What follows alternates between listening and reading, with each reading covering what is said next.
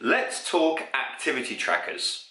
Now, last Monday I did an experiment between the Fitbit Surge, my old activity watch, and the Apple iWatch, my current activity watch, to see what the difference was in terms of how many calories I burnt per day and how many steps I took. Why did I do it? Well, a lot of people tend to judge their dieting calories on the calories that their Fitbit says. So I wanted to see just how much of a discrepancy there was between choosing Fitbit and choosing Apple. Now, with both of the devices, they've been calibrated for my weight. I wore the iWatch on my left arm and I wore the Fitbit Surge on my right arm, and I calibrated the devices for that. So everything was set up, and from the moment I got out of bed on Monday morning, I wore them.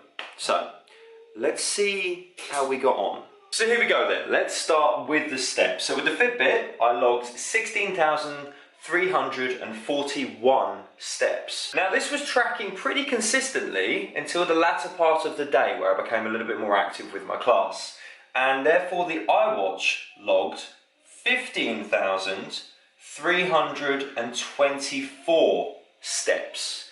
Now that's a pretty substantial difference of 1,000 steps. And now on to calories, the main thing that I did this for. Now, surprisingly, the Fitbit logged me at burning 3,493 calories on Monday. Now, that's high in my opinion.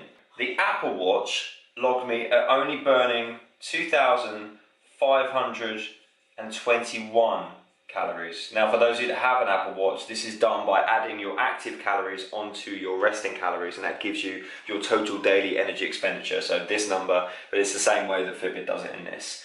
But to put that in perspective, guys, that is a difference of 972 calories. Now, if we use the old equation of a 500 calorie deficit per day equals 1 pound of weight loss per week, that's nearly 1,000 calorie deficit, which would equal 2 pounds per week. So, to put that in layman's terms, if I was to follow this approach as opposed to following the Apple Watch's approach, I could end up consuming 1,000 calories more than I need and lose out on a potential loss of 2 pounds per week.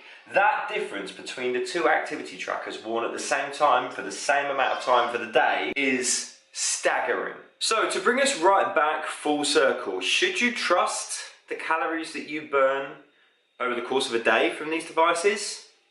No.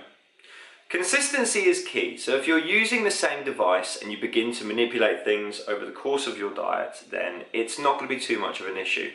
However, if you take what they say that you burn as gospel, i.e. 3,500 calories for this little fella, then I would gain weight on those calories. I wouldn't be maintenance as the Fitbit suggests. So what you need to be careful of is you will get different readings depending on different devices that you use, and you need to take them with a pinch of salt. My best advice when it comes to calories and the amount of calories you should be consuming per day is purely trial and error. My advice, use an online calorie calculator. Find out what your TDE is, your total daily energy expenditure, and make a reduction from that if your goal is looking to lose weight. Then over the course of the next couple of weeks, just trial and error. Just begin following those calories and see what your body does. Be consistent and give it time. Please don't suddenly follow your activity trackers believing that you are burning 3,500, 4,000 calories per day and use that as gospel, because it's likely to lead you down the wrong road. Calorie tracking with regards to these devices is a little bit of a black art,